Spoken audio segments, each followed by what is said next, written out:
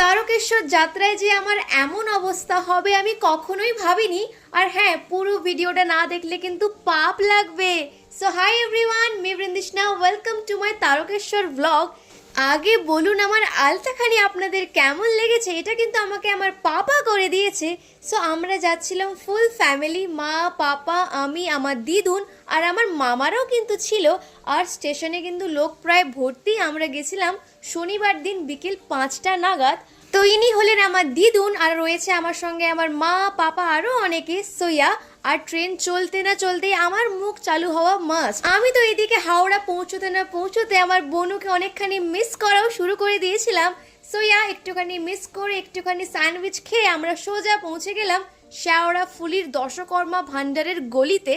আর এই যে আমি আমার দুই বডিগার্ডকে নিয়ে একদম পৌঁছে গেলাম, আমার মা পাপাকে নিয়ে পৌঁছে গেলাম ভোলে বাবার দরবারে। এটা আমার লাইফের ফার্স্ট এক্সপিরিয়েন্স, তো আমি ভীষণ এক্সাইটেড ছিলাম। তো এই হলো নিমাই ঘাটের দর্শন। তো নিমাই ঘাট থেকে জল তুলে ওইখান থেকে টিপ পরে আমরা সোজা হাঁটা লাগালাম ডাকাতকালী মন্দিরের উদ্দেশ্যে। আর রাস্তাঘাটে যেতে না যেতেই এত মজা লাগছিল, কত মানুষেরা ছিল আমাদের সঙ্গে। আর সব থেকে ভালো ব্যাপার হলো 24 আওয়ার্স জল এবং মেডিসিনের ব্যবস্থা ছিল গোটা রাস্তা জুড়ে। আর যেতে না যেতেই তো আমার মায়ের আনন্দ একদম আলাদা লেভেলেরই হয়ে গেল। আর হ্যাঁ, কিছুটা হাঁটতে না হাঁটতে আমি পেয়ে গেলাম বিস্কিট, তারপরে জল, মিষ্টি, লজেন্স, আরও কত কিছু। আমি কিন্তু কিছুই খাইনি, সব কিন্তু আমি আমার বোনের জন্য এনেছিলাম বাড়িতে। তো এইভাবেই আমি হাঁটতে হাঁটতে পৌঁছে গেলাম ডাকাত কালী মন্দিরে। আর মন্দিরটি ছিল ভীষণই সুন্দর।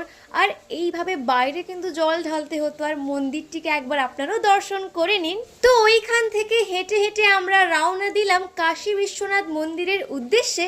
আর হ্যাঁ, আপাতত কিন্তু ভোর হয়েই গেছিল প্রায়। আর আমার মামুরা তো নিয়ে গেছিল বাঁক, তো ওনারা ছিলেন অনেকটাই আগে আমাদের থেকে, তাই জন্য একটু একটু ক্লিপে ওনাদেরকে আমিও দেখালাম। আর আমার পাপাও কিন্তু বেশ সুন্দরভাবেই বাঁক নিয়ে যাচ্ছিলেন। মন্দির পৌঁছতে না